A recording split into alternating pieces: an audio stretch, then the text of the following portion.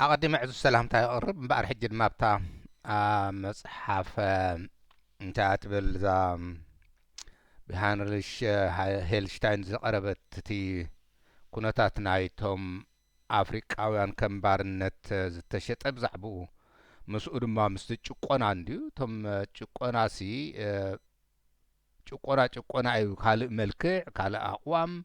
كله يخيل مبر نابنت انتاينا لنا تم ጸለምቲ ጸዓዱ ኢና ንሕና ልዕሊኹም ኢና ንጭቁንዎም ነይሮም ኣብዞም ኣፍሪቃውያንን ካልኦትን ጨቆንቲ ደለዉ ድማ ንሕና ኤሊት ኢና ንሕና መሓደርቲ ኢና ኢሎም ጭቁንዎ ኣባን ኣብ ኤርትራውያን ድማ ነዚ መግለፂ ዘድልዮ ሰብ የለን ብጀካ ፈሪሁ ርዒዱ ዓዊኑ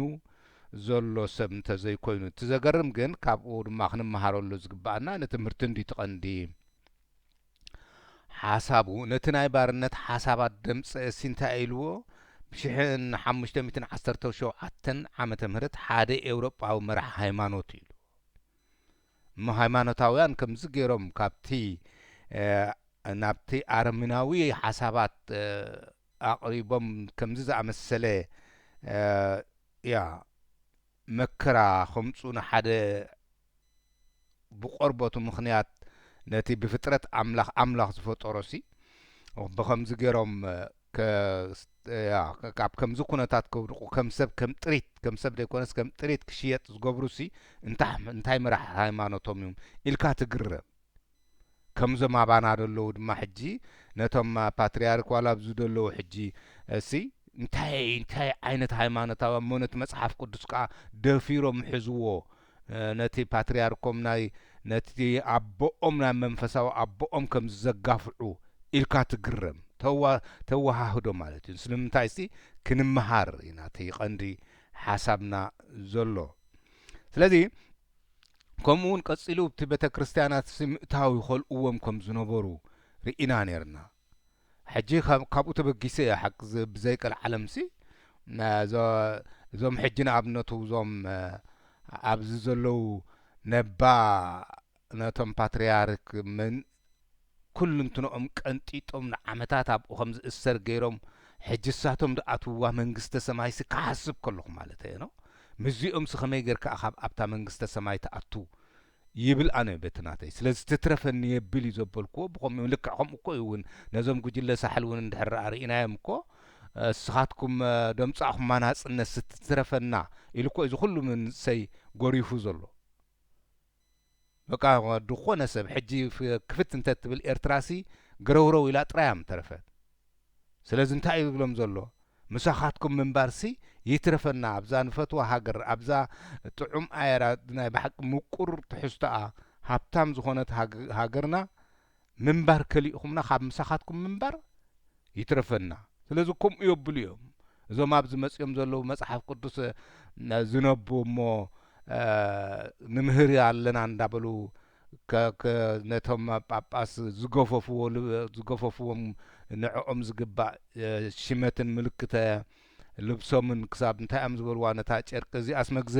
መግነዚተ ኣግደፋ እንዳበልክዎም ቀንጢጦም ንዝበሉ በዓል እዚኣቶም ምስ በዓል እዚኣቶም ከመይ ጌርካ ኢኻ መንግስተ ሰማይ ክኣቱ ኢልካ ክትፅበ ስለዚ ንምሃር ማለት እዩ ትቐንዲ ነገር ምምሃር እዩ ሕጂ ድማ እንታይ እቶም ልኡኻት ናቱ ናይቲ ጉጅለ ኣባት ነብሲ ሒዝካ ዶ ኣባት ነብሲ ሒዝካ ዶ ኣብዚ ሰማዕካስ ከም ኣኽብል ኢኻ ትሰምዖም ድሓር ድማ ደምን ስጉእን ውሰዱ እንዳበሉ ድማ ከም ኣገሮም ሕጂ መጓሰ እዮም ዝገብሩኻ ሕጂ ንምጉሳይካ ይጥዕሞም ኣባት ነብትኻ መሲሎም መፁ ናይ ልብኻ ትነግሮም በቃ ሽዑ ገሮም እስኻ ከይተረዳእካ መሳርሒ ወይ ከዓ ድማ ግዙእ ናይቲ ንዓኻ ሃገርካ ምንባር ዝኸልኣካ ኣብዚ መፂኻ ድማ ንዕኡ ከም ትግዛእ ከም ተገልግል ገብሩኻ እሳቶም ድማ ውዕለቶም ረኽቡ ተገደደ ድማ ብሂወትካ ክትነብራ ዘይተመንኻያስ ሬሳኻ ክቕበረላ ተመኒኻኽ በቃ ሬሳኹም ኣብኡ ኣቱን እዩ እንዳበልካ ዓዊልካ ይዝረብ ምዚኦም ኣብ መንግስተ ሰማይ መኸመይ ጌርካ ክትምነዮ ኣብ ዝኾነ እንተለ ኣብታ ሃገር ምስቶም ናጽነት ሓርነት ረብሓ ምዕባለ ኸነምጻኣልኩም ኢና እንዳበሉ ዝዕሸውና ምንባር ጸሊእናዮ ሃዲምና ኣብ ዝነብር ኣለና ኣብ ደገ እንተ ትኽፈት ታዶብ ድማ ብላለኹ ኩሉ ኤርትራዊ ዋላ ትዕውር እኳ ተመሪሑ ካብ ኤርትራ ተጓሕጒሑ መወፅ ስለዚ እቶም ከምዚኦም ነዚ ከምዚ ዝኣመሰለ ባህርታት ናይቶም ኤሊትና ፈሊጥና ከመይ ጌርና ሓቢርና ንረብሓና ኣብ ዘለና እንተለና ክንነብርን ክንተሓቋቆፍን ይግባአና ከምኡ ደኹ ንጠቕመና ብማለት እቲ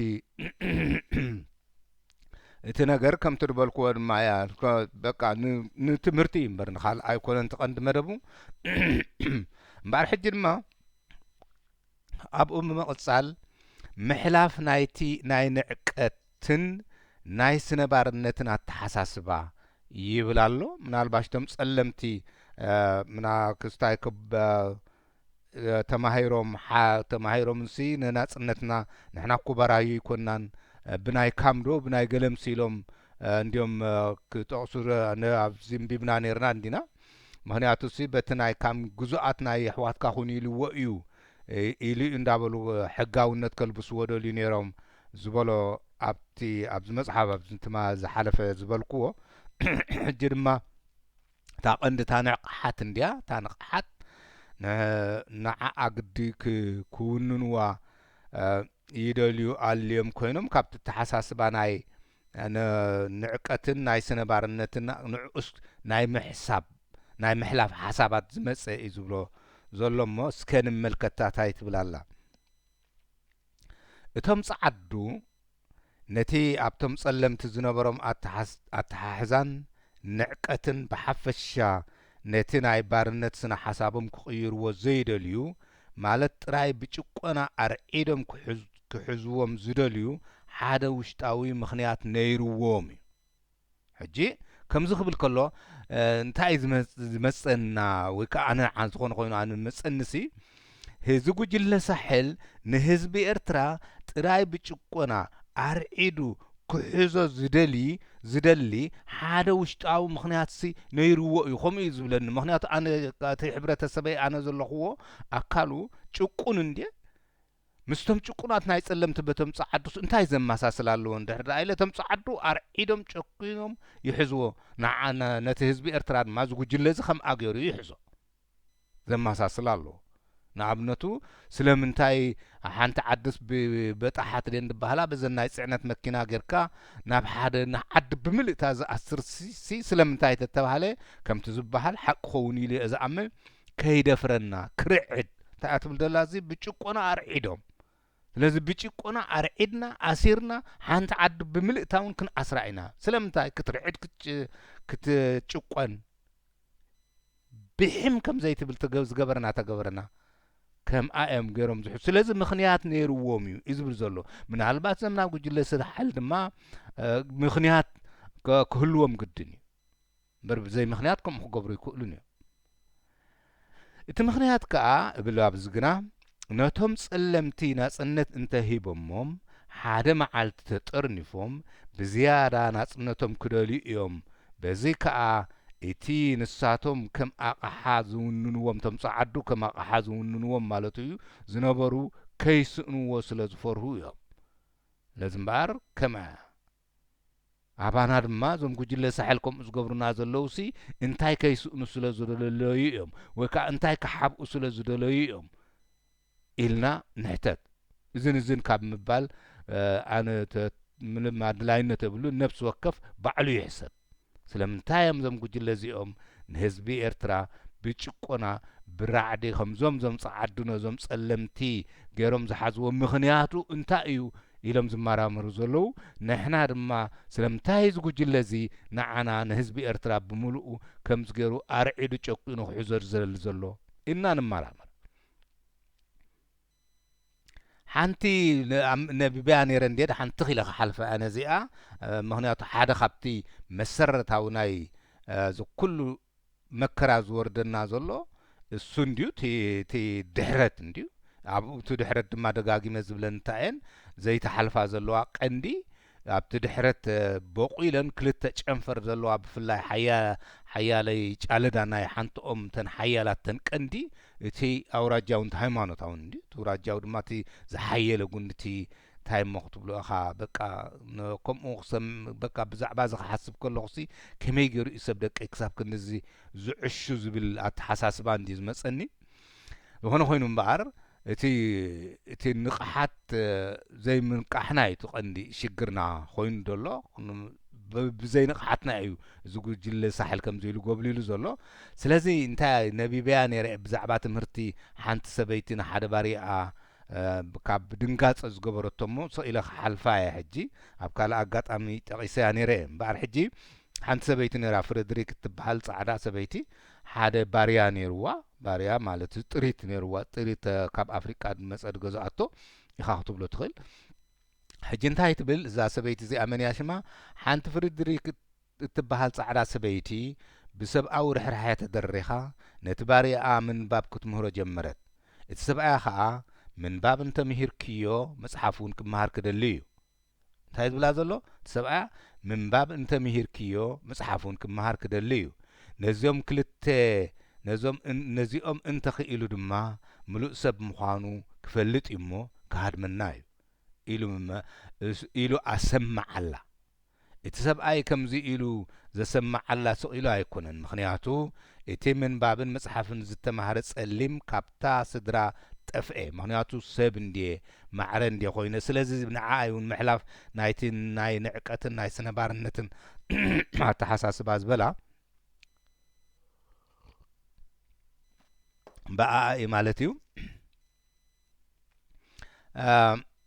ከምታ ዝበላ ድማ እምበኣር ጠፊኡ ማለት እዩ ንሱ ካብቶም ቀዳሞት ንመሰል ጸለምቲ ዝተቃለሰ ሰብ እዩ ስሙ ድማ ብፍሬድሪክ ዶግላስ ዝጽዋዕ እዩ ነይሩ ኢልዎ ንሱ ብ1887 ዓመተ ምህረት እቶም ጸለምቲ ሃይማኖት ክመሃሩ ጽቡቕ እዩ ቅድሚ ናጽነቶም ሃይማኖቶም ክረኽቡ ይበልጽ ንጸለምቲ መጽሓፍ ቅዱስ ክወሃቦም ጽቡቕ እዩ ዝበለጸ ግን ንክመርጹ ወረቐት እንተ ዝረኽቡ እዩ ኣብቲ ናይ ናይ ክርስቲያን መንግስተ ሰማይ ንጸለምቲ ቦታውን ከም ዘሎ ከተፍልጦም ጽቡቕ እዩ ዘሎ ኣነ እኮ ሓቂ ዘረባ ሓይሲ ክሓስቦ ከለኹስ ካብ በዓል ዞም ንበዓል ፓትርያርክ ዝቐንጠጡስ ይትርፈና እንደ ኢለ ነይረ እሱ ግን ገና ዝኩሉ መከራ እንዳወረዶ ከሎ በቶም ካህናት በቲ ፈላሲ ወይ ፈላሲ ይኸውን ዝኽእል መራሒ ሃይማኖት ናይ ባርያ ኮይኑ ንክሽየጥ ዝቐረበ ሓሳባት ከም ባርያ ተሸይጡ እንዳሃለዎ ክንሱ ግን በቲ ዝነበሮ ተሓሳስባ ኣብቲ መንግስቲ እንታይ ዝበሎ ኣብቲ ናይ ክርስቲያን እኳ ዝብሎ ዘሎ ናይ ጻዓዱ ይበላ እንድሓን እምበኣር ኣብቲ ናይ ክርስቲያን መንግስተ ሰማይ ንጸለምቲ እውን ቦታ ከም ዘሎ ከተፍልጦም ጽቡቕ እዩ ስለዚ ክርስቲያንን ጻዕዳን ንዕኡስ ኣብቲ እዋን ሓደ እዩ ነይሩ ማለት እዩ ነቶም ጻዓዱ ድማ ክርስቲያን ኣረሚንን ጸለምትን ሓደ እዩ ነይሩ ማለት እዩ ኣብቲ ተሓሳስብኦም ማለት እዩ እቶም ጻዓዱ ነቶም ጸለምቲ ሃይማኖት ዘይብሎም ኣረሚን ይርእይዎም እቶም ክርስቲያን ጸለምቲ ድማ ከምኡ እዩ እንድሕር ደኣ ሓደ ልቦ ሓደ ሕብረተስ ሓደ ህዝብ ስነ ልቦኑ ከምኡ ተጠምዚዙ ጥምዙዝ ዝኸውን እቲ ዝሓሸ ግን ኣብዚ ካብታ መንግስተ ሰማይ ግን እንታይ ኢልዋ ንጸለምቲ እውን ኣብ መንግስተ ሰማይ ቦታ ከም ዘሎ ከተፍልጦም ጽቡቕ እንድሉ እቲ ዝሓሸ ግን ኢልዋ ኣብዚ ዓዲ ክርስቲያን ብሰላም ንክነብሩ ዕድል እንተዝወሃቦም እዩ ኢሉ ንሰበይቱ ጸሓፈላ ዳግላስ ኣብቲ ናይ 1854 ዓመተ ምህረት ንኣሜሪካ ኣብ ዝገበሮ መግለጺ እንታይ ኢሉ መግለጺ ሂቡ ተማሂሩ ሳላታ ዋኑኡ ኢኻ ክትብላ ትኽእል ምንባብ ዝመሃረቶም መብኡ ገር መጽሓፍ ዝወስኸሉ ሳልኡ እንታይ ክብል ጀሚሩ እምበኣር ብ1853 ኣብ ንሃገር ኣሜሪካ ኣብ ዝገበሮ ንሃገራ ብምልእታ ክገልጽ ጀሚሩ ማለት እዩ ጻዓዱ ኣሜሪካውያን ንዓና ንጸለምቲ ስለ ዝንዕቁና ከም ፍንፉናት ገይሮም ክገልጹና ዘገርም ኣይኮነን ንሳቶም ንብዙሕ ዓመታት ንዓና ንጸለምቲ ከም ሕሱራት ስለ ዝገልጹና ነዚ ገልቢጦም ንዓና ከም ክቡራት ክዛረቡልና ከም ተኣምራት ክኸውን እዩ። ምኽንያቱ በቲ ንሳቶም ብሓሶት ከም ሕሱራት ገይሮም ዝገልጹና ዝነበሩ ሓሶቶም ስለ ዝቃላዕ ዝብል መግለጺ ኣመሓላለፈ። ስለዚ ምናልባሽ ነዚ ክነብብ ከለኹ እምበኣር ሕጂ ንዓና ከም ሕሱራት ዝርዩና ዝነበሩ ንዓመታት ከም ክቡራት ክገልጹናሲ ንዓኣቶም ከም ተኣምራት ክኾኖም እዩ። ከምዚ ካብ በቃ ከምዚ 180 ዲግሪ ምቕያር ዝበሃል ካብ ፕላስ ዝነበረስ ናብ ማይናስ ወይ ካብ ኣዎንታዊ ካብ ኣሉታዊስ ናብ ኣዎንታዊ ካብ ርኹስ ናብ ቅዱስ ምምላስ ዝኸሸግሮም ኢሉ። ስለዚ ከምኡ ዝኣመሰለ ምኽንያት ህልዎም ምኸውን ዞም ጉጅለ ሳሕል ይበሃል እንዲ ከዓ መዓት ገበናት ፈጺሞም እንዲ ዝበሃል። ስለዚ ከምኡ ዝኣመሰለ ነገር ደኾኑ ኣልይዎም ኢልካ ተሓስብ በዞም ጉጅለ ሳሕልካ ማለት እዩ። ምክንያቱ ከተዋዳድር ክትመሃር ኢልካ ኣህል መጽሓፍ እትነቦ እተን ሃገራት ኣሜሪካ ብ1783 ዓመተ ምህረት ካብ ግዝኣት ኤውሮጳ ሓራ ምስኮና እቲ ፖለቲካ ኣብ ምምሕዳር ሰሜን ኣሜሪካ ዝነበረ ካብቲ ምምሕዳር ናይ ደቡብ ኣሜሪካ ፍሉይ ኣንፈት ወሰደ። እዚ ከዓ ኣብቲ ሰፊሕ ሕርሻ ደቡብ ጌና ከም ቀደሙ ብታይ ብላ ዘሎ እተን ሃገራት ኣሜሪካ ብ1783 ዓመተ ምህረት ካብ ግዝኣት ኣሜሪካ ሓራ ምስኮና እቲ ፖለቲካ ናይ ምምሕዳር ሰሜን ኣሜሪካ ዝነበረ ካብቲ ምምሕዳር ናይ ሰሜን ኣሜሪካ እሲ ኣብ ክልተ እዩ ዝመቕላ ዘሎ ቶም ሰሜን ንበይኖም ቶም ደቡብ ድማ ንበይኖም ካብቲ ምምሕዳር ናይ ደቡብ ኣሜሪካ ፍሉይ ኣንፈት ወሰደ። እዚ ከዓ ኣብቲ ሰፊሕ ሕርሻ ደቡብ ናይ ጌና ከም ቀደሙ ብሰራሕተኛታት በራዩ መሊኡ ከሎ ሕጂ ኣብቲ ደቡብ ጌና ብሰራሕተኛ በራዩ እዩ ዝካየድ ነይሩ እቲ ስራሕ። ኣብ ሰሜን ግን ንግድን ኢንዱስትሪን ማዕጾ ሃብቲ ከፈተ። ስለዚ እቲ ብባራዩ ዝስራሕ ዝነበረ ሓይሊ ማሽናት ክሰርሖ ጀሚረን። ስለዚ ኣብዚ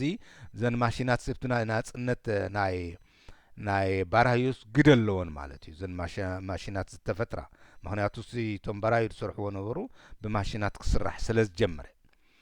በቲ ኣብ ሰሜን ዝተኸፍተ ሓድሽ መንገዲ ሃብቲ ኢንዱስትሪ እቲ ስራሕ ባራዩ ኣብቲ ቦታ ኣድላይነቱ ጠፍአ ልክዕ ምክንያቱ ተን ማሽናት ስለ ዝሰርሕኦ። እቲ ኣብ ደቡብ ኣብ ሓይሊ ስራሕ ባራዩ ዝተመርኮሰ ምጣኔ ሃብቲ ከዓ ከም ድሕረት ተቆጽረ። ብሰብ ምስራሕሲ በቃ ድሕረት ሎሚ ሰብ ማሽን ይኽሰርሕ ዘለዎ እምበር ተባሂሉ በዚ ድማ ኣብ መንጎ እተን ኣብ ደቡብን ኣብ ሰሜንን ዘለዋ ሃገራት ምፍሕፋሕ ተፈጥረ። እቲ ምፍሕፋሕ ከዓ ናብቲ ብ1861 ዓመተ ምህረት ዝጀመረ ውግእ ኣእተወ። ስለዚ እሱ እዩ ድሕረት እንድሕር ደኣ ኮይኑ እቶም ኣሜሪካውያን እቶም ደቡብ ኣብ ደቡብ ዝነበሩ ነቲ ጥቕሚ ናይተን ተን ማሽናት ዝያዳ ኣበርክቶ ካብ ናይ ሰብ ከም ባርያ ዝሰርሖ ከም ምህር ዝያዳ ምህርቲ ከም ዘእትዋ ስለ ዘይተረድአን ከምኡ ንሕና ድማ እንታይ እዩ ዝመፀካ ሕጂ ንሕና ድማ ብሕብረት ምክንያት ካብ ኣውራጃዶ ካብ ሃይማኖቶ ተላቂቕና ብሓደ ምስጣም ሰጢምና ምስ እንሰርሕ ነቲ ኩነታትና ዝያዳ ነቲ ህይወትና ዝያዳ ከቕልለልና ሃገርና ዝያዳ ከነማዕብላ ከም ንኽእል ስለ ጌና ዘይበጽሐ ክፋል ሕብረተሰብ ብዙሕ ስለ ዘለና ብኸምዚ ገይሮም ዘውደኽድኹ ብዙሓት እዮም። እቲ ውግእ ከዓ ብ1865 ዓመተ ምህረት እቲ ሰራዊት ደቡብ ኢዱ ምስ ሃበ ኣብቅዐ። ስለዚ እቶም ኣብ ደቡብ ዝነበሩ ተሳዒሮም ማለት እዩ። ከምኡ ከዓ ብኢንዳስትሪ ዝተዓወተ ኩሉ ግዜ ማሽናት ክፈጥር ዝኸኣለ ኩሉ ግዜ እዩ ዝዕወት። ሕጂ እውን እንድሕር ኢና ንዓለም ዓብሊልዋ ተዓዊትላ ዘሎ እቲ ኢንዳስትሪ ዝውንን ወይ ከዓ እተን ኢንዳስትሪ ዝውንና ሃገራት እየን። ኣብቲ ግዜ ውግእ ኣብርሃም ሊንከን ነቲ ስርዓተ ባርነት ብሕግስ ከም ዝተርፍ ገይርዎ እዩ። ብሕግስ ንስሙ ማለት እዩ ነዚ ግን ንሱ ህይወት ከፊሉሉ እዩ هو ብንርእሱ ህይወት ከፊሉሉ እዩ ስለዚ እምበር ነቲ ሕግስ ብሕጊ ከም ዝተርፍስ ገይሩ እዩ አብርሃም ሊንከን ማለት በዚ ምክንያት ተቀቲሉ እዩ ምክንያት ባራዩ ዝበሃሉ ክተርፍ ኣለዉ ስለ ዝበለ በዚ ምክንያት ተቀቲሉ እዩ ኣብዚ ኣገዳሲት ማርቲን ሉተር ኪንግ ዝበላ ኣላ ንዓኣ ልክም ኣቢልያ ኸይድ ኣብ ሓፁር ዘእተውዋ እንታይ ኢሉ ንስኻትኩም ንዓና ንጸለምቲ ንመሰልና ብዓቕሊ ክንጽበ ኢኹም እትደልዩ ኢሉ ብዓቕሊ ተጽበዩ ዓቕሊ እንደግበሩ ኢኹም ትብሉና ማለት ከምኡ ብልዎም ነይሮም ማለት እዩ እንታይ ዝብላ ንስኻትኩም ንዓና ንጸለምቲ ንመሰልና ብዓቕሊ ክንጽበ ኢኹም እትደልዩ ንሕና ድማ ምጽባይ ማለት ፈጺሙ ዘይፍጸም ምዃኑ ተማሂርና ኢና ኢልዎም ማለት እዩ ለዚ ተጸበዩ እንዳበሉ ዓመታት ስለ ሳይ ዘብልغ همዛ ናይ ጉጅለ ሳሕል ሕጂ በቃ ያ ምስተወድእ ሰላም ከሓልፈልና እዩ እንዳበልካ ትሰብ ይሓልፍ ከም ዘሎ ህዝቢ ኤርትራ ይጸንት ከም ዘሎ ዘይተረድኦም ለምኳ ዘይተረድኦ ኣሎ አይብልን እየ ብጀካ ያ ሞራሉ ዘውድቀ ከምዚ ሽለት ትበሃል ኣባሃል ኣሎ ስኢሉ ዘይረብሕ ሰብ ገዛ ኣለኒ ዘይነብራ መቃብር ያብኡ ክቅበር እየ ዝብል ንመቃብርን ንዘይነብራ ሰብን ንዘይነብራ ገዛን ዝድግፍ እዚኦም ሓቂ ዘረባ ሓይስ ከምዚ ሽለት ትበሃል ኣሎ ኣዝዩ ሕማቕ ንዝኾነ ሰብ ከም ኢልካ ትጽርፎ ቅሬታ ከምኦም ኢኻ ክትሪኦም ጅላሎም ዝተበትኩም ወይ ከዓ ኣዝዮም ድማ ደናቁርክ ኣለዉ ሓቂ ዘረባ ሓይስ ብፍላይ ገለገለ ንስተለዋ ፈጺመን ክመዝና ፈጺመን ዘይክእላ እሰንውን ኣለዋ ስለዚ ብፍላይ ኣብ ኣንስቲ ዝርከብ ማለት እየ ንዕኡ እሳቶም ተዘይኮይኖም ነዚ እሞ መን እዩ ሕጂ ክሓልፈልና ኢሉ ክጽበ ክሓልፍ እዩ እምበር ብጀካ ክሓልፍለይ እንዳበለ ህዝቢ ኤርትራ ይሓልፍ ኣሎ ዝሓለፈሉ ህዝቢ ኤርትራ ግን ኣይረኣና ስለዚ እምበር እንታይ ዝብል ብምቕጻል ብላንዴላ ሊ ኣብቲ ዝተጠቕሰ ሕሱር ዝዓልየቶም ኣሜሪካውያን ዝብል መጽሓፋ ሓንቲ ብላንዴላ ሊ ትበሃል እንታይ ጽሒፋ ነይራ ኣርእስቱ ሓደ መጽሓፍ ጽሒፋ ነይራ ሕሱር ዝዓልየቶም ኣሜሪካውያን ዝብል ጽሒፋ ነይራ ስለዚ ኣብዚ ጽሑፋ እዚ ብዛዕባ እቲ ኩነታት ናይቶም በራዩ ድሕሪ ናጽነት ከምዚ ትብል ስለዚ ኩነታት ድሕሪ ናጽነት እስከ ድሕሪ ናጽነት ድማ ሕጂ እንታይ ኢና ንብል ዘለና ኤርትራ ድማ ናጽነት ወፅያ እንድያ ንብል ዘለና ሕጂ ድሕሪ ናጽነት ምዝና ይዞም ከም በራዩ ዝተሸጡ ኣፍሪቃውያን እስክንርአዩ ድሕሪ ናጽነት ኩነታት ናይቶም በራዩ ከምዚ ትብል ነዚ እምበኣር ድሕሪ ናጽነት ኩነታት ናይ ህዝቢ ኤርትራ ኸ እንታይ ንብል ኢልና ንሕተት ብሕጊ እኳ ናጽነት እንተረኸቡ ትብል ኣላ እንታይ ትብል ደላ ብሕጊ እኳ ናጽነት እንተረኸቡ ስርሖም ግን ስኢኖም እዮም ስለዚ ብሕጊ እኳ ካብ ኢትዮጵያ ነጻ እንትኾኑ ሓርነቶም ግን ብዝገደደ ብዝበኣሰ በኒኒ እዩ ህዝቢ ኤርትራ ክትብሎ ትኽእል ኢኻ ካብ ሓደ ቦታ ካብ ኣኽርያ ማይ ተመናይ ድዩ ዋላ እንታይ ዝበሃል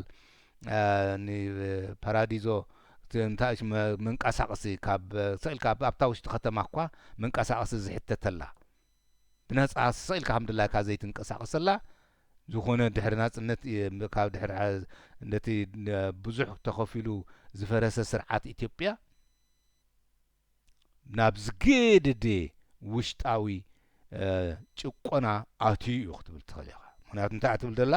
ብሕጊ እኳ ናጽነት እንተረኸቡቶም ጸለምቲ ስርሖም ግን ስኢኖም እዮም ብሕጊ እኳ ናጽነት እንተረኸቡ ኤርትራውያን ናብ ዝኸፈተ ጭፍለቃ ኣትዮም ሃገሮም ገገዲፎማ ንክኸዱ ተመንዮም ይገብርዋ ኣለዉ ዝኣምትእ ኢኻ ክትብል ትኽእል ብዛዕባ ኤርትራ ኸ በዚ ድማ እቶም ጸለምቲ ዋላ እኳ ካብ ሓደ ዝኽፈልዎ ኣይነበረን በዚ ምክንያት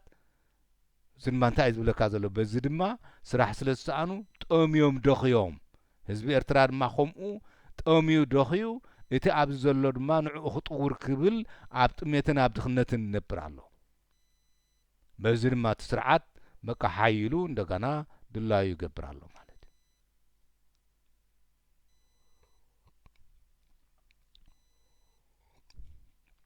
ስርዓተ ማፍያ خامبر سرعت حق زربحت سرعت ዝብል ነዚ ጉጅለ ዝጥቀመሉ ስርዓት ቁሩብ ስነ ስርዓት ዘሎ ስለ ዝኾነ ስርዓተ ማፍያ ኢኻ ክትብሎ ትኽእል።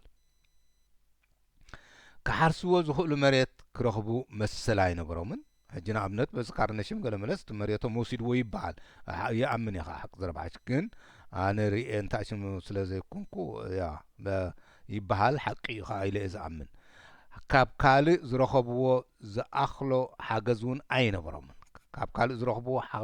ክረኽብዎ ዝኽእሉ ሓገዝ እውን ኣይነበሮምን። ህዝቢ ኤርትራ ድማ ከምኣ ብኩቦን እዩ እንዳሃበ ሓገዝ ክመጽእ ተደለየ እውን ኣድልየናን ኢሉ እንዳኸልከለ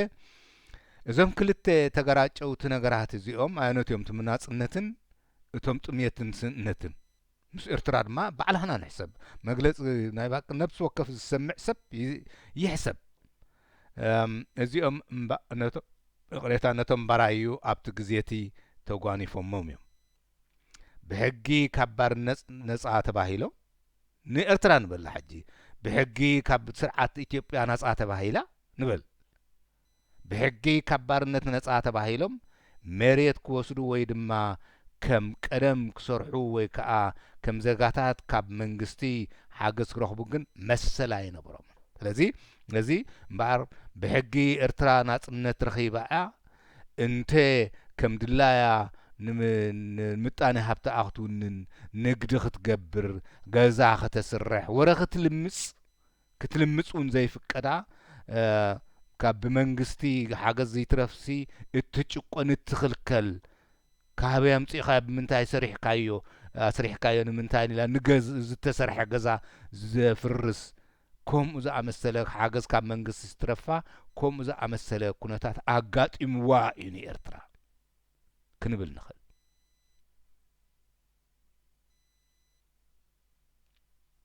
ኣብዚ ስቕ ኢሎም በቃ ገዛ ኣለና ኢሎም ስንዘ ይነብሩዋ ንሬሳታት ከምቲ ሓደ እዋን እንድበለኒ ሓደ ንምንዳዚ ኣብዚ ዝኹሉ ገዛውቲ ብዙሕ ገዛውቲ ስለ ዝነበረ ኤርትራሲ ንምንታይ ኣብ ኤርትራ ኸድካ ደይትነብር ዝኹሉ ገዛውቲ ኸለካ እንተበልኮ ስምዋ ክነብሮ ኢለ ደ ስሪሐዮ ክነብርዎ ከም ዘይኮኑ ድማ እኮ እዚኦም ፈልጡ እዮም ክነብሮ ኢለ ደ ስሪሐዮ እንታይ ደኣ ኣብኡ ሬሳይ ምስ ከደስ ንዓዮም ሕጂ ዘገልግሉ ማለት እዩ ሬሳ ምስ ከደሲ ኣብቲ እንታይ ሽሙ ኣብቲ ምድሪ ቤት ናይቲ ገዛይ ሓደ ናይ ገዛይ ምክንያቱ ሓደ ጥራሕ ኣይነበሮን ኣብኡ ምስ ኮነ ሬሳይ ኣንታ ስቶየ ንምንታይ ደኣ ገዲፍካዮ ዝገረብሩ ዝብል ክንዲ ሃገርገር ዝብል ገዛየ እንዳበለ ክልቀሰለይ ሎሚ ድማ ከምኡ ኢሉ ደልቅስ እውን የለን ተዓድስ የብሉን ኣረገውቲ ጥራሕ እዮም ብዙሕ እውን ክበኺ ዝደልዩ እዚኣ መክሰብ እንተኮይና ማለት እየ። ስለዚ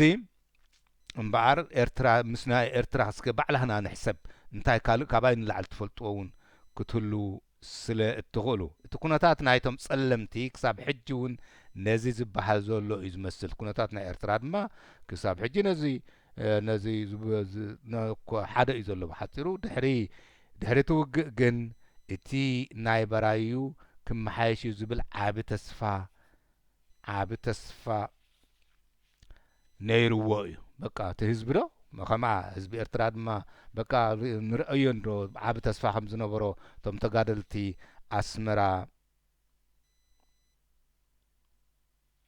ኣስመራ እንታይ ስሙ ኣስመራ ክኣትዉ ከለዉ ነበረ ዋዕዋዕታን ዕልልታን እስከ ንርአዮ ዶ ንስማዓዮ ዶ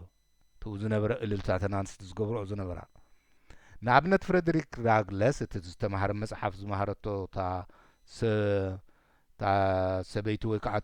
ታዋንኡ ማለት እዩ እቶም ጸለምቲ ሕጋዊ ምርጫ ክገብሩ ብሕጊ ከም ዝፍቀዶም እቶም ካብ ባራዩ እተወልዱ ቆልዑ ድማ ናይ ወለዶም እምበር ከም ጥሪት ናይ ጎይተቶም ከም ዘይኮኑ ኣስተውዓለ። በቃ ሳላ ዝተምሃረ ሕጂ ኣበይ ኣደላ ሳላ ዝተምሃረ እንታይ ኣቢሉ እቶም እንታይ ዝብል ኣራዳድኣ መጺዎ እቶም ጸለምቲ ሕጋዊ ምርጫ ክገብሩ እቶም ጸለምቲ ብሕጊ ከም ዝፍቀዶም ምርጫ ክገብሩሲ ብሕጊ ክፍቀዶም ቅድሚ ሕጂ ክመርጹ ይፍቀዶም እንዲነሩ ስለዚ ምርጫ ክገብሩ ክፍቀዶም እቶም ካብ ባራዩ ዝተወልዱ ቆልዑ ድማ ወከልክዕ ከምዚ ጥሪት እንዲዮም ገዝሙ ትህበን ክምርዓው ከለዉ ደቅኻ ጥሪት እዮም ሬታ ስለዚ ከምኡ ናይ ወለዶም ዳ እምበር እቶም ዋናታቶም በቃ እታ ፍሬድሪክ ንኣብነትሱ እንድሕር ዳ ወሊዱስ እቶም ዋናታቱ ነቶም ደቁ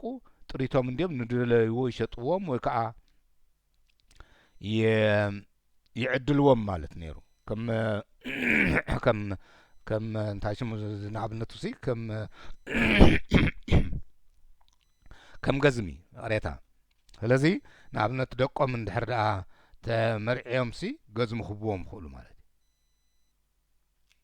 እንካ ባርያ መገልገልትኻ ወይ ከዓ መገልገሊትካ በሃሉ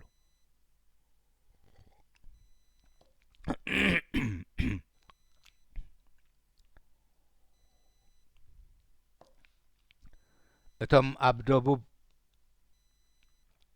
ስለዚ ንሱ ብፍሬድሪክ እንታይ እዩ ዝብል ዘሎ ንምድጋሙ እቶም ጸለምቲ ኣብ ምርጫ ክካፈሉ እቶም ቆልዑ ድማ ከም ጥሪት ሰኢሎም ክዕደሉ ንሰባት ወይ ከዓ ክሽየጡ ዶ ይኮነሲ ዋናይ ወለዶም ክኾኑ ዝብል እንታይ ሽሙ ከምኡ ከም ዝግባእ ኣስተውዓለ እታ ምስተውዓል እንዲያታ ወሳኒት ምስ ተማህረ እዩ ከስተውዕል ክኢሉ ንሕና ድማ እዚ ኣውራጃ ዶ ሃይማኖት ዶ ዘየርባሓና ምዃኑ ከነስተውዕል ዘይበፅሕና ዘይበቃዕና ኣብቲ ደረጃት ዘይበቃዕና ብዙሓት ኣለና እቶም ኣብ ደቡብ ሕቡራት ኣሜሪካ ዝነብሩ ጸዓዱ ብፍላይ ድማ እቶም ሃብታማት ነቲ ነጻነት ኔግሮ ድሕሪ 100 ዓመት ክሳብ ሕጂ እውን ብውሽጦም ኣይተቐበልዎን ክሳብ ሕጂ እውን ከምዚ ርእሱ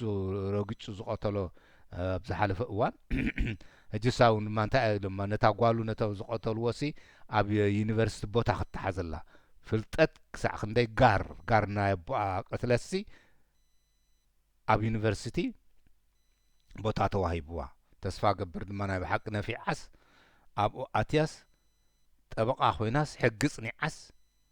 ንውፅዓት እተገልግለሉ ቦታን ዓቕምን ብቕዓትን ክትረክብ ስለዚ እምበኣር እንታይ ዝብል ዘሎ እቶም ኣብ ደቡብ ሕቡራት ሃገራት ኣሜሪካ ዝነብሩ ጸዓዱ ብፍላይ ድማ እቶም ሃብታማት ብፍላይ ድማ እዞም ሽሞኛታት ናይ ኣፍሪቃ በዓል መንሽሙዝ ጀነራል ፊሊጶስ በዓል ኣብርሃ ካሳ ገለመለ ዝበሃሉ ብፍላይ ድማ እሳቶም ኢሳያስ ርዱ እዩ ነዛ ናጽነት ሓርነት ዝበላ ብትወደድ ከይትብጻሕ ቀንዲ ተቃወምቲ እሳቶም እቲ ህዝቢ ዋላ ጽንቅቕ በል ብርስ በል ኣብኣ እዮም ተሰሪቶም ዝነብሩ ስለዚ ብውሽጦም ኣይተቐበልዎን ኢሎም ነቲ ሓርነት ነቲ ናጽነት ናይቶም ጸለምቲ ብፍላያኖት ብፍላይ እቶም ሃብታማት እተን ዝተፈላለያ ባንዴራታት ኣብ ኣሜሪካ ኣብ ሕቡራት ኣብ ምምሕዳራት ደቡብ ኣሜሪካ ሎሙን ዝስቀላ ነቲ ስዕረት ናይ 1865 ዓመተ ምህረት ከምዘይ ተቐበልኦ ይሕብር ይብል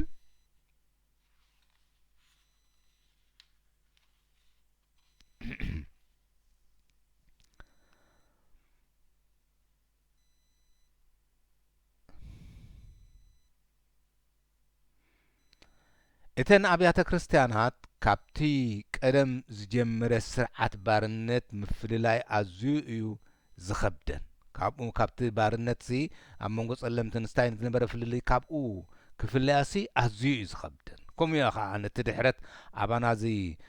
ናይ ምፍልላይ ዘሎ ካብ ቀደም ሒዙ ስለ ዝነበረ ብግቡእ ስለ ዘይስተሰርሐ ይቕጽል እዩ ዘሎ እምበር ኣብ ሳሕል ዝተፈጥረ ኣይኮነን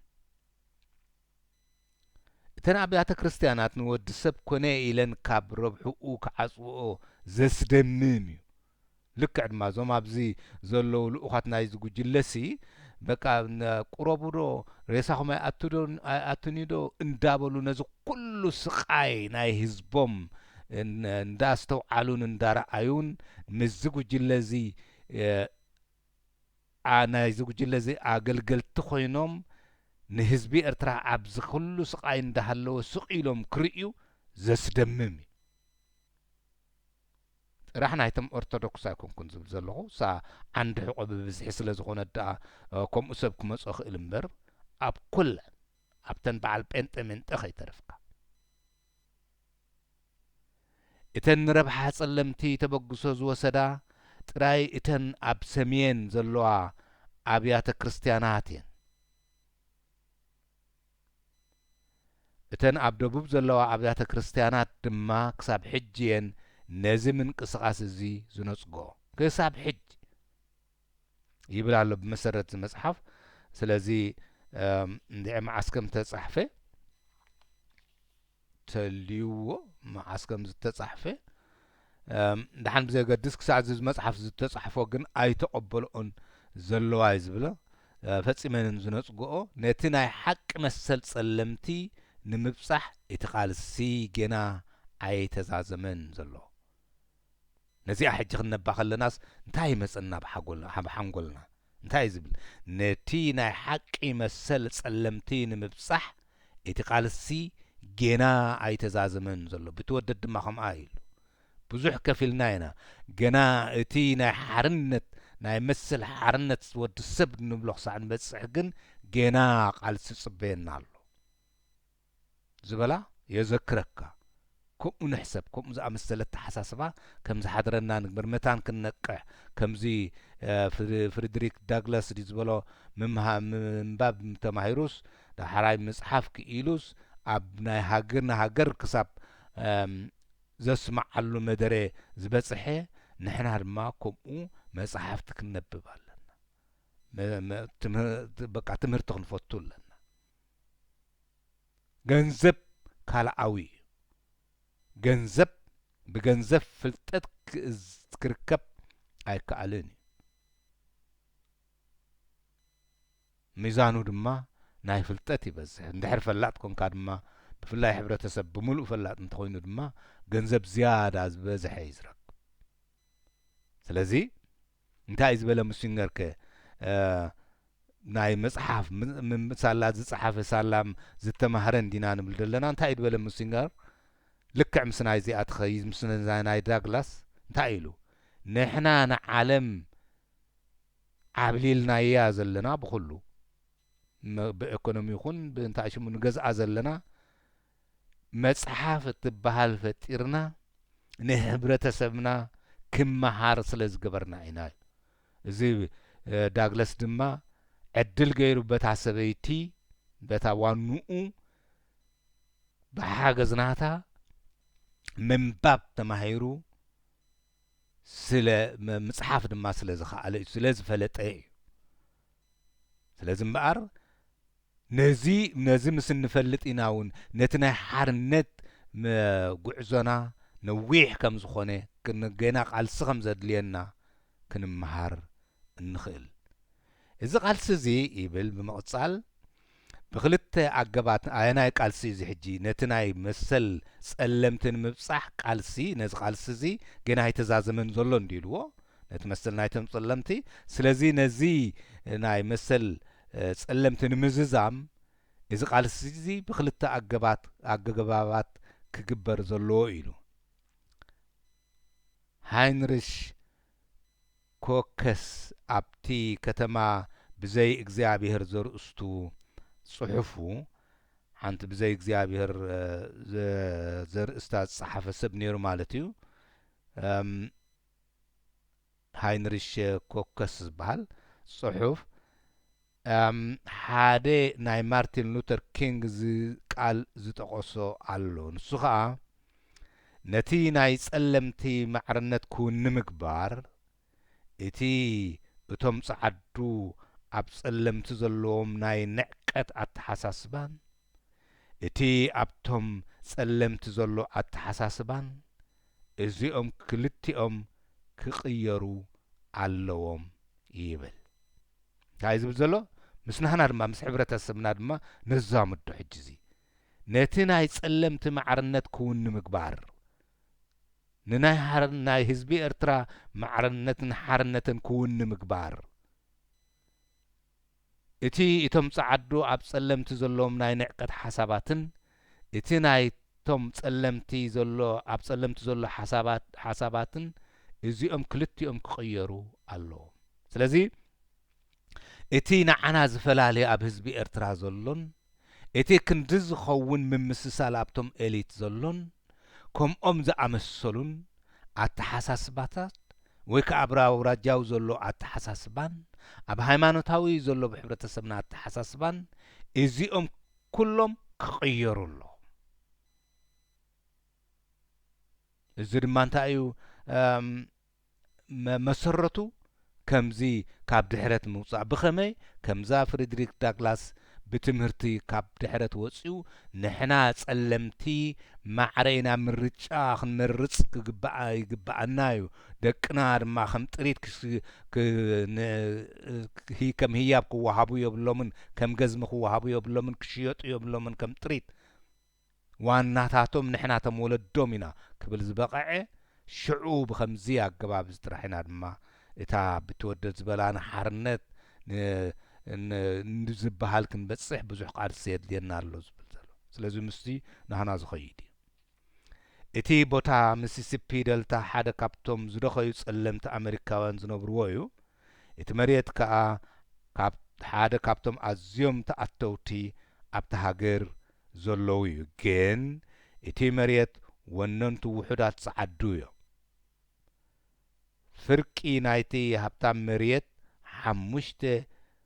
ሚእታውት ዝብዝሖም ጸዓዱ እዮም ዝውንኑ ነቲ ፍርቂ መሬት ናይቲ ቦታ ኣታዊ ቦታሲ 5 ሚእታውት ዝኾኑ ጸዓዱ እዮም ዝውንንዎ እቶም ጸለምቲ ግን መሬት የብሎም ልክዕ ነዚ ዕዳጋታት ገለ መሸቃታት ዘሎ ሃብቲ ዝርከቦሲ ኩሉ ወናኒኡ ዝጉጅለ ሳሕል እዩ ካብ ዝኸይዶም ክንደዮም ኣብቲ መጀመርያ ብፍላይ ትካል ክገብሩ ኢሎም ዝኸዱ ብዙሓት እዮም ምስራሕ ምስ ገለኦም ግና ናብ ዝተመልሹ ስለዚ እዚኦም ድማ በይኑ ትጉጅለ ሳሕል ጀነራላቶ ገለታታቶ ይህልዎ እሳቶም እዮም ኩሎም 5 ሚእታዊት ኣይኮኑን እዮም ናይ ህዝቢ ኤርትራ እቶም ወዮ ዳኣሎ ምስ ተወዲኡ እቲ ህዝቢ ኤርትራ እንታይ ተሪፍዎ ልዩ እምበር ይኽደነና ናይ ብሓቂ ክደነና ዝኣምላኽ ካብኡ ተረፈ ግን 5 ሚእታዊት ዘይበጽሑ እዮም ንምጣኔ ሃብቲ ኤርትራ ዝውንንዎ ስለዚ ዘመሳስላሉ ቀደም እቲ መሬት ኩሉ ክሕረስ ኣድላይነት ነይርዎ እዩ ሎሚ ግን ኣሜሪካ እቲ ዝሕፈስ ምህርቲ በዚሑ ዓቕላ ኣጽቢቡላ ስለ ዘሎ እታ መንግስቲ ነቶም ወነንቲ መሬትኩም ኣይትሕረስዎ ገንዘብ ክህበኩም እየ እንዳበለት ከም ዘይሕረስ ትገብሮ ኣላ ነቶም ጸለምቲ ይወሃቦምን እዩ ነቶም ጸዓዱ ግን መሬት እኽሊ ስለ ዝበዝሖም ዝገብርዎ ስለ ዝጠፍኦም በተን ማሽናት ገይሮም እዩ ማለት እዩ ሕጂ ኣይትሕረስዎ ገንዘብ ክንህበኩም ኢና ነቶም ጸለምቲ ኸ ኣይወሃቦምን ነዚ ዘመሳስል ኣብ ኤርትራ እንድሕር ደኣ ንፈልጥ ኣሊና ድማ ንሕሰብ ጭቆና ኩሉ ዘመሳስል ኣሎ ጥራሕ ባህሪኡ ኣብ ባህልኡ ኣብቲ ጻዕዳ ጸሊም ኢሉ ኣብቲ ሃይማኖት ኢሉ ኣብቲ ኣውራጃ ኢሉ ኣብቲ ዓልየት ኢሉ ዓልየት እውን እኳ ጻዕዳን ጸሊምን እውን ዓልየት ዝኸውን ኣምሲሉ ወይ ከዓ ገለ ድማ ንሕና ኢና ምሩጻት ኢሉ ከምኡ ዝኣመሰለ ጥራሕ እቲ ባህሪኡ ወይ ከዓ ኣብቲ ሓደ ድማ ኮሙኒስቲ ኢና ኢሉ እምበር እቲ ውጽኢቱ ጭቆና እቲ ትሕዝትኡ ኩሉ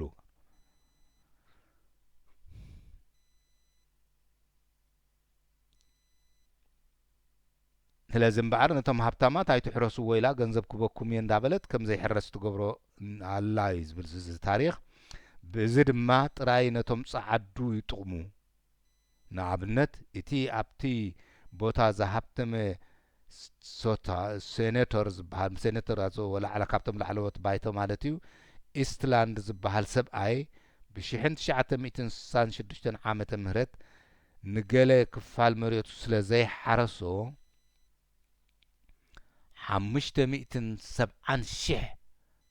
ፍራንከን ብፍራንከን ግድሪ ቆጥሩ ነይሮም ሽዑ ካብ መንግስቲ ተኸፊሉ እዩ ብናይ ሽቫይትሲ ማለት ፍራንከን ትኸውን ወይ ከዓ ዝሓፋይ ብኸምኡ ስታቢልዎ ብዶላር ዘይገበሮ እየ ዝብል ዘለኹ ብኸምዚ እቶም ጸዓዱ ሓንቲ ከይሰርሑ እውን ይህብትሙ እዮም ደካም ዘም ጉጅለ ሳሕል ሓንቱን ከሃብቶሙ ጥራሕታ ሽመቶም ይህብቱሙ ሰብ እንዳሸጡ ንሕሰቦ ነው ናይ በሓቂ ሰብ እንዳሸጡ ምስ ደላላት እንደተሰማምዑ ዋላ ካብዚ ከይተረፈ ከም ዝኸዶም ካብ መላእ ዓለም ንሰብ እንዳሰርሑ ካብ ኩሊት ከይተረፈ ገንዘብ እንዳተው ያ ከይሰርሑ ይህብቱሙ እብሎም ኣሉ ሰብኣይሲ መሬቱ ስለ ዘይሓረሰሲ 570,000 ፍራንከን ኣብ ዓመት ተኸፊሉ ተም ጸለምትኸ ዝብላዕ ሲኢኖም ተማባና ደለው ሽሞኛታት መዓት ገንዘብ ኣብ ፍቐዱ ሃገራት ኣቐሚጦም እቲ ህዝብኸ ተጠዊሩ ነብር ጠሚ ዘማሳስል ኣሎ እቶም ኣብቲ ሕርሻ ጻዓዱ ዝሰርሑ ዝነበሩ ጸለምቲ ድማ ብኣንጻሩ ስራሕ ሲኢኖም ዝያዳ ድኸዩ ቶም ህዝቢ ካርነሽም ሓቂ ኢለ ስለ ዝዛረብ ዘሎ ኮይኑ ወይ ኣብ ካልእ እውን ነቲ መሬቶም ሓሪሾም ከይበልዑ ስለ ዝተኸልከሉ ድኸዩ ዘማሳስል ኣሎ ብኻልእ እውን ዘማሳስል ቶም ካብዚ ኸይዶም ትካላት ክገብሩ ካብ ኤውሮጳን ካብ ኣሜሪካን ዝኸዱ ትካላት ክገብሩ ትካል ምግባር ስለ ዝተኸልከሉ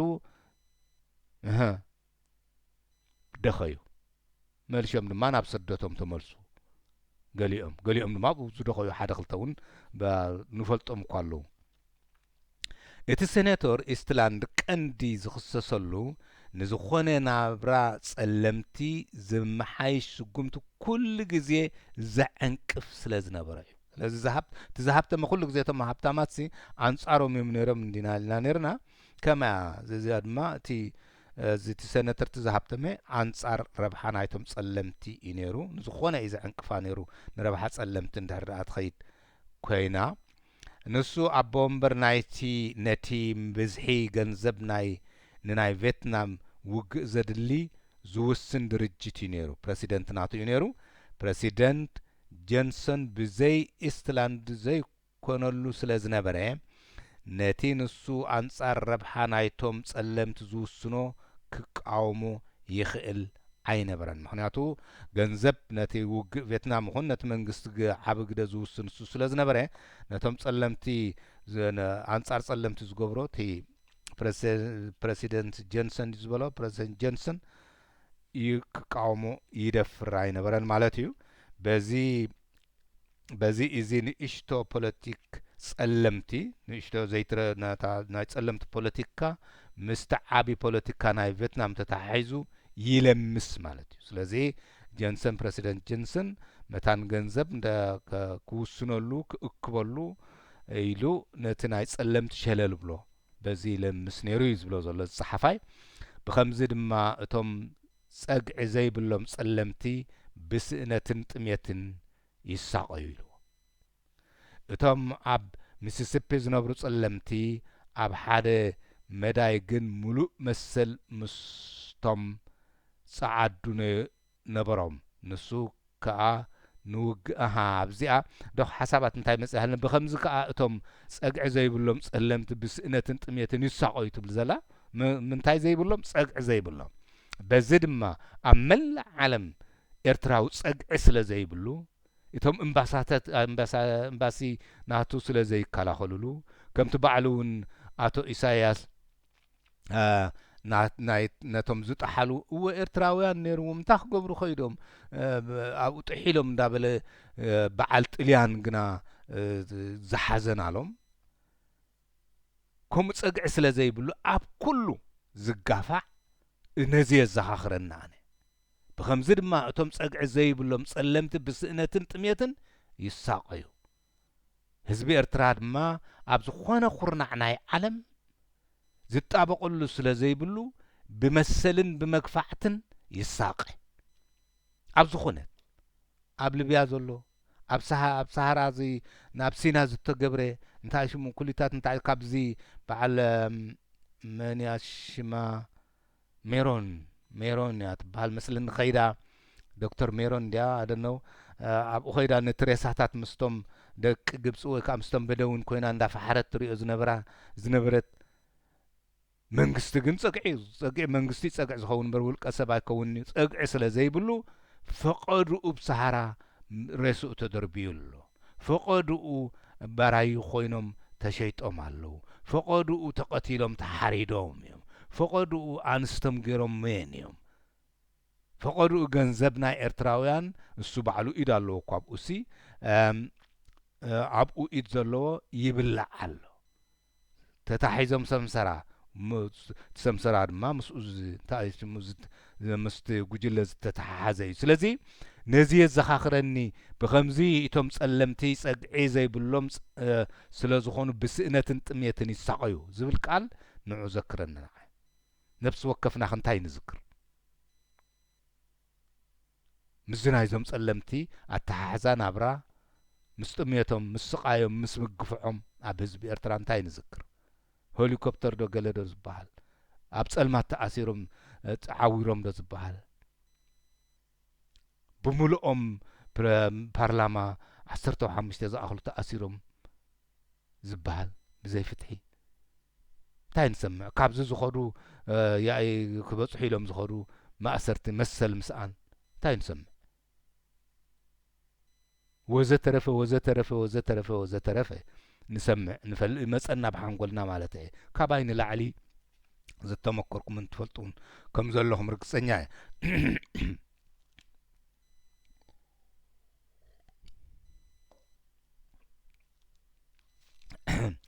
እቶም ኣብ ሚሲሲፒ ዝነብሩ ጸለምቲ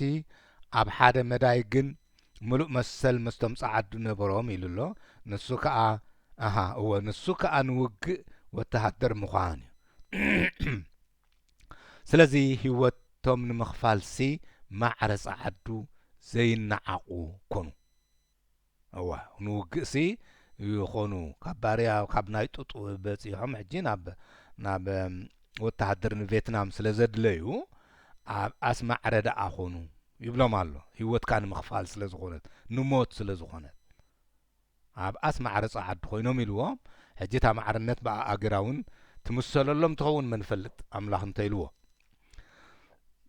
እንታይ ዝብል ዘሎ ሽዑ ብምቕጻል ኣብ ሓደ ቦታ ናይ ከተማ ግንቪል ናይቶም ደቂ እታ ከተማ ኣብ ካልኣይ ውግእ ዓለም ዝሞቱ መዘከርታ ዝተሰርሐ ኣሎ እንታይ እትብል ኣብ ሓንቲ ከተማሲ ግንቪል ትበሃል ከተማ እየ ድብላ ዘሎ እቶም ደቅታ እቶም ግንቪል ካብ ኣኸይዶም ንውግእ ኸይዶምሲ መዘከርታ ዝተሰርሐሎ ኢሉ ናይት ከምዚ እንታይ ዝበሃል ፒራሚድ ናይ ስዋኣትሪ ገለ ዝበሃል መዘከርታ ምሳሎ ናይዞም ጉጅለ ሳሕል ዝገበርዎ ሕጂ እሱ ድማ ነቶም ኣብ ቪየትናም ውግእ ዝሞቱ መዘከርታ ዝተሰርሐሎ ኢልዎ ከምቲ ልሙድ ኣብ ኣሜሪካ ዝግበር ኣስማት ናይቶም ኣብ ውግእ ዝሞቱ ኣይተጻሕፈን እሞ ኣብዛ ዝተባህለት ግና እስከ ነስተውዕል እንታይ ክብለና ደልዩ ኣብዛ ዝተባህለት ከተማ ግና መዘከርታ ተጻሒፉ ክንትሶ ኣስማት ናይቶም ኣብ ውግእ ዝሞቱ ኣይተጻሕፈን እሞ ዘይተጻሕፈሉ ምኽንያት ክፈልጥ እንተሓተትኩ ኢሉ ጸሓፋይ እዚ መልሲ እንታይ ኢልኒ መጺኡ ብዙሓት ጸለምቲ ደቂ እዛ ከተማ ኣብ ውግእ ስለ ዝሞቱ ግን ከዓ እቲ ብዙሕ ኣስማት ጸለምቲ ክዝከር ስለ ዘይተደልየ እዩ ከምዚ ዞም ጉጅለ ሳዕድ ሕጂ ነዚ ድማ ክመጽእ ከሎ እንታይ እዩ ዝብል ዘሎ ኣብ ሓንቲ ከተማሲ ደቂ ሓንቲ ከተማ ወተሃደራት ብዙሓት ኮይኖም ካብኣ ድማ ዝበዝሑ ብዙሓት ጸለምቲ ነይሮም ኣብኡ ድማ እሳቶም ከዓ ተሰዊኦም ሕጂ መዘከርታ ክግበር ከሎ ኣስማቶም ኣይተጻሕፈን ምኽንያቱ ጸለምቲ ስለ ዝበዝሕዎ ነዚ ክብል ከለኹ ድማ ሕጂ ናይዞም ጀጋኑ ዝበሃሉ እንታይ ሽሙ ዝመጽእ የጥፍእዎ ኣለዉ በሃል ኣሎ እቶም ጉጅለ ሳሕል ሕጂ ምስ ኢሳያስ ተሪፎም ዘለዉ እሱ የዘኻኽረካ በቃ ሕጂ ከም ዘይነበሩ በዓል ጴጥሮስ ሰሎሞን በዓል ድሩዕ ስብሓት እኳ እውን ኣይህሉን ድኸውን ብርግጽ ኮታስ በዓል እዚ ሃይለ ብርሃዲ ሽሙ ገለ ሓቂ ዘረባሓሽ ኣነ ቁሩብ እንታይ ሽሙ ክብረት ዘለኒ ስወ በኹረ ብርሃዲ ዋላ ገለ ኣይኮነን ገለ ኣብርሃ ሽሙ ንፉዕ ናብ ኢሳያስ ዝፀሓፋ ደብዳቤ እውን ሓደ እዋን ሃይለ ድሓን ብዘየገድስቲ ዓይኑ ዓዊሩ ነብሱ ኢዱ እውን ቆሪፁ ነይሩ ክመውት ኢሉ ዝተሃይለ ብርሃ ይመስለኒ ሽሙ ብዘይገድስ ግን ድሓን ስሙ ካብቶም ዝተኣስሩ ናይ ብሓቂ ንፉዕ ነይሩ ኢለ ዝኣምነሉ ኣነ ምክንያቱ ሓደ እዋን ዝፀሓፋ ናብ ኢሳያስ ደብዳብ በሪእ ኣለኹ ስለዚ በዓል ንሱ ሕጂ እንታይ ሽሙ ይጠፍእ ኣሎ ትስማቶም ማለት እዩ ስለምንታይ ናይ ዝጉጅለ ሳሕል እዚ ናይ ኢሳያስ ናይ ኣቶ ኢሳያስ እሳ ክትዝከር ስለ ዘይደለየቶም ልክዕ ከምዞም ናይ ጸለምቲ ዕድል የጋጥሞም ኣሎ ማለት እዩ ተስፋ ገብር ግን ከይዕወትሉ ዳኣምበር ስለዚ እንታይ ዝብል ዘሎ ከምቲ ልሙድ ኣብ ኣሜሪካ ዝግበር ኣስማት ናይቶም ኣብ ውግእ ዝሞቱ ኣይተጻሕፈን እሞ ዘይተጻሕፈ ምክንያት ክፈልጥ እንተሓተትኩ ይብል ኣሎ ጸሓፋይ ደግማ ኣለኹ እቲ መልሲ ብዙሓት ጸለምቲ ደቂ እዛ ከተማ ኣብ ዝውግእ ስለ ዝሞቱ ግን ከዓ እቲ ብዙሕ ኣስማት ጸለምቲ ክዝከር ስለ ዘይተደለየ እዩ ዝብል መልሲ ተዋህበኒ ኢሉ ክሳዕ ከምዚኦም ድጠልሙኻ ጉደኛታት እቶም ኣስማት ብዙሓት ዝተሰውኡ ጸለምቲ ከይዝከር ዝገብር ሓደ መፍትሒ ናይ ሰሎሞን ጥበበኛ ዝመስል ተረኽበ መጽሓፍ ቅዱስ ይኽጠቅስ ደልዩ ማለት እዩ ጥበበኛ ንሱ ከዓ ኣስማት ናይቶም ዝሞቱ ደቅታ ከተማ ዘይ መጽሓፍ ኮነ ስለዚ ነቶም ናይቶም ጻዓዱ ተላይ ብዙሓት ከይኮኑ ኢልካ ተባሂልካ ተላይ ቶም ናይታ ከተማ ብምሉኦም ዋላ ጻዓዱ ናይ ተጻሕፉን ንማለት እዩ ውሕዳት ነይሮም ክኾኑ ይኽእሉ ቶም ጻዓዱ በዚ ኢኻ ዝብል ዘሎ ነቶም ከምኡ ኢላ እታ ኣስማት ናይቶም ጸለምቲ ከም ዘይትሰሓፍ ኮይና ማለት ቁጽሪ ናይ እቶም ጸለምቲ ብተዛማዲ ካብ ናይቶም ጻዓዱ ዝያዳ ዝበዝሐ እዩ ነይሩ በዚ ምክንያት እዩ ዘይተሰሓፈኻ ሓደ ጸሊም ተሸይሙ መራሕ ጋንታ ወይ መራሕ ሓይሊ ክኸውን ከሎ ንመጻኢ እንታይ ከም ዝስዕብ ዝሕብሮ ነይርዎ እዩ ስለዚ ርእሰ ምትእምማኖም ሓፍ ከም ዝብል ስርዱ እዩ ማለት እዩ እንታይ ዝብል ዘሎ እንድሕር ሓደ ጸሊም ወታደር ኮይኑ መራሕ ጋንታ መራሕ ሓይሊ እንድሕር ደኣ ኮይኑ ኣብ ርእሱ ኣብ ውሽጡ ዘምጽኦ ምምሕዳር ምምሕያሽ ወይ ከዓ ርእሰ ምትእምማን ዝሕብሮ ነይርዎ ይብላሉ ንሱ ከዓ ካብቶም ካብ ውግእ ቪየትናም ዝተመልሱ ጸለምቲ ከም ቀደሞም በቶም ጻዓዱ ክጽረፉን ክነዓሱን ስቕ ኢሎም ክጻረርዎ ከም ዘይኮኑ እዩ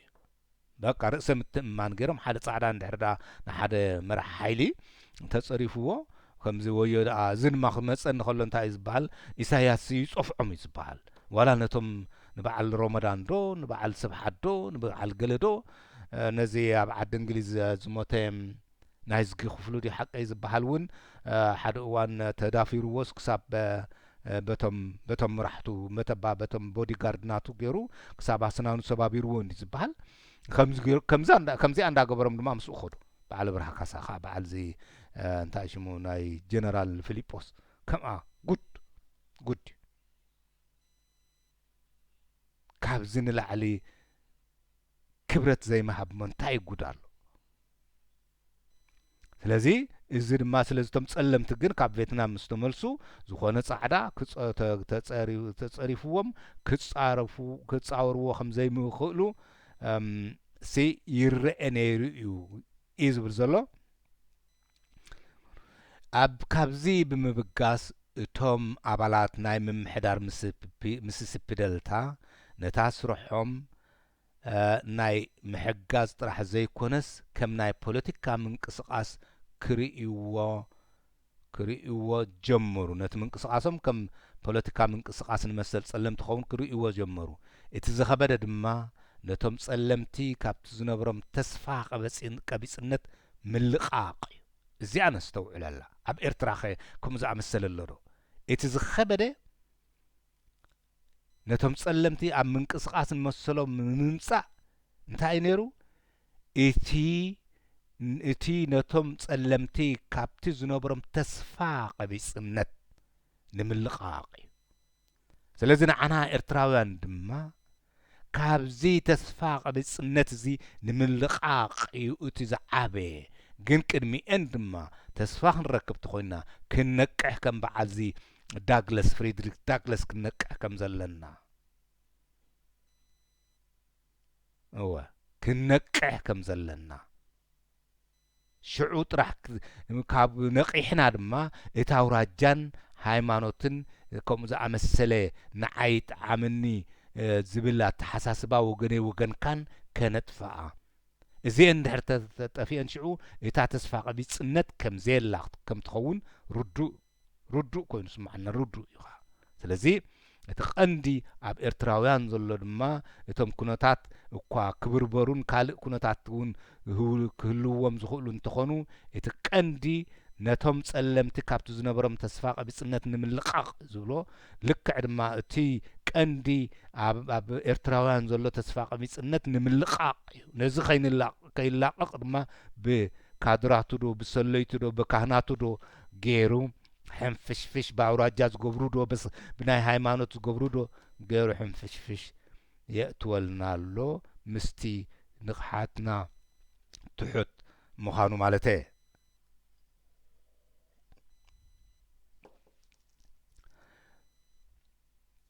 እቶም ኣባላት ናይ ምምሕዳር ደልታ ብሓደ ጸጋዕተኛ ጻዕዳ ቅሬታ ጽጋዕትን ጽጋበኛ ዳ እቶም ኣባላት ናይ ማሕበር ደልታ ብሓደ ጽጋበኛ ጻዕዳ ጸለምቲ ብዘይኩን ክዋረዱን ክጋፍዑን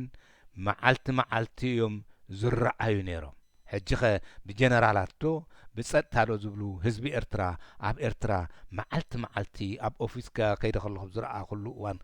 ዝሪኦ ዝነበርኩ በቃ ተሸቁሪርካ እቲ ህዝቢ ከኣቱ ከሎ ዝጋፍዑ የለውን የዘክረካ እንታይ ዝብል ዘሎ እቶም ኣባላት ናይ ማሕበር ደልታ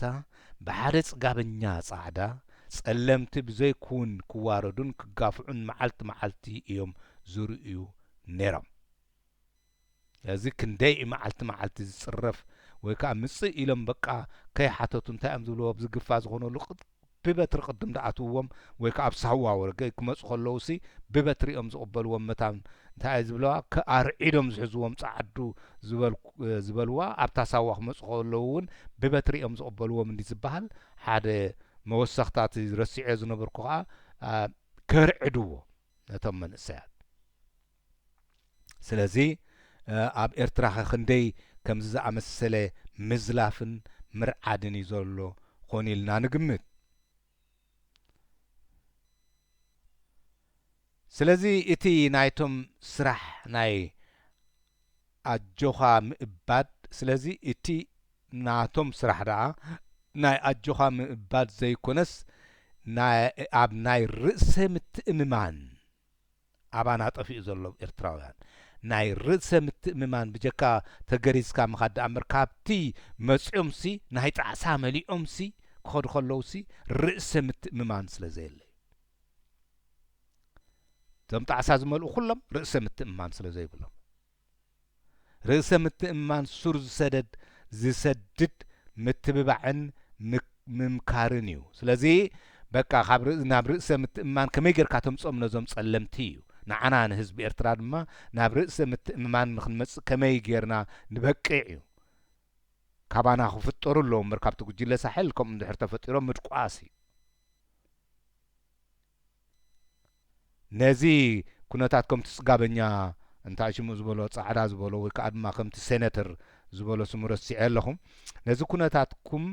ነዚ ኩነታትኩም ብኸምዚ ክትቅይርዎ ትኽእሉ ኢኹም ዝኣመሰሉ እዮም ነይሮም ስለቶም ጻዓዱ ኸመይ ዝብልዎ ነይሮም ብንቕሓትን ብርእሰ ምትእማንን ኢኹም ነዚ ኩነታትኩም ክትቅይርዎ እትኽእሉ ነርኩም እንዳበልና ኢና ንምዕዶም ነርና ባህላ እዩ ስለዚ እምበኣር ንሕጂ ኣብዚ ይኣኽለኒ ክሳዕ ዝመጽእ ግዜ እንታይ ክትብል ኣርእስቲ ኢና ነብስኻ ምኽኣል ትብል ኣርእስቲ ድማ ናይቶም ጸለምቲ ክትከውን ትኽእል ክንርኢና ንሕጂ ብዘይ ኣኽለኒ ሰላም